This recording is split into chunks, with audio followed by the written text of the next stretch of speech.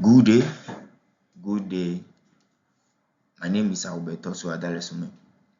I'm presenting on this 3207 assignment. The main purpose of this assignment is to know how to use the little man computer and the CPU stimulator. So here, this assignment is categorized into two major parts. So the part one, which is a major activity, is how to use the little man computer in terms of manipulating digits.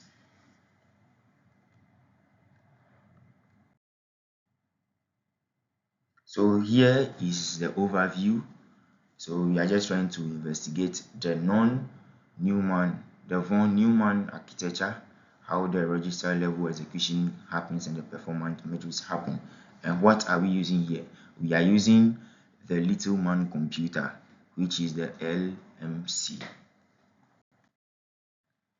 So here, these are programs or steps of instructions or sequence of instructions to add numbers or inputs. So now here, the program accepts two inputs, store first and add it to the second, and check if the result is 0. Using two inputs like 7 and -7, the addition resulted in 0, triggering the branch instruction to jump directly to hot. This shows that the program counter does not always increment sequentially but changes based on conditions.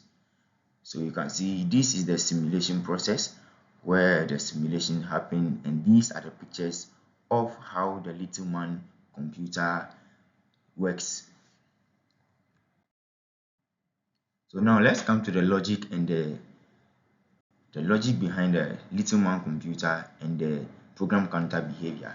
The branch execution or the instruction executed at stage 5, and the power counter did not increment normally because of the condition in the branch. That's the branch condition changing the program counter from 4 straight to 8. The memory was read at stage 4. So now this program is perfect. It's a perfect illustration of the stored program concept, which is a characteristic of a von Neumann architecture. A unified memory, which is both instructions are stored in the same set of mailbox or memory, and the sequential execution, which the CPU employs a single program counter to retrieve these instructions one by one from the shared memory. It clearly shows that the three primary von Neumann architecture components are the CPU, the memory, and the input and output. So on the part B is the modification part, where we are asked to modify the program so that it continuously accepts input when it receives 0 as the output. So this is how it happened, and this is the modification of the program. And there are some questions that are answered, and on the slides you can see that the total number of instructions executed before the program halt is 6, and these are the instructions executed. They are there, and the execution time is calculated by computing, and you can see how the calculation is done. And the part 2, which is activity 2, is how the register is being tracked, and you can see some instructions, the program counter, the instruction register, and a lot of actions that are being put together in this single table here. So coming to the stimulation process, this is how the stimulation is done using the stimulator, the CPU stimulator, and these are some pictures. The register stimulating analysis. The MAR is loaded before loading the results. Then the IR, that's from the program counter to the MAR to the others, and the AC does not change during the first stage but rather during the execution stage, and it clearly indicates that the MBR that holds the operands data. And you can see that the PC, or which the program counter, does not increase, or yes, increase automatically. That means the same instruction repeat, causing an infinite loop. And the architecture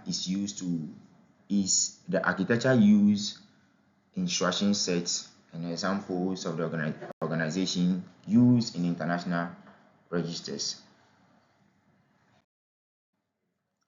Now coming to the performance, this is how to calculate the AMDA, the loss, and the execution time and the speed calculations in the system. This is the performance. The memory operations act as the main bottlenecks in the execution, restricting the performance of the system to double unless all the parts is improved. And the memory access, that is slow memory operation, is the main system performance bottleneck. So these are some observations made between the instruction count, the accumulator, and the program counter. You can see the instruction count increase, and the accumulator keeps accumulating, and the program counter loops repeatedly.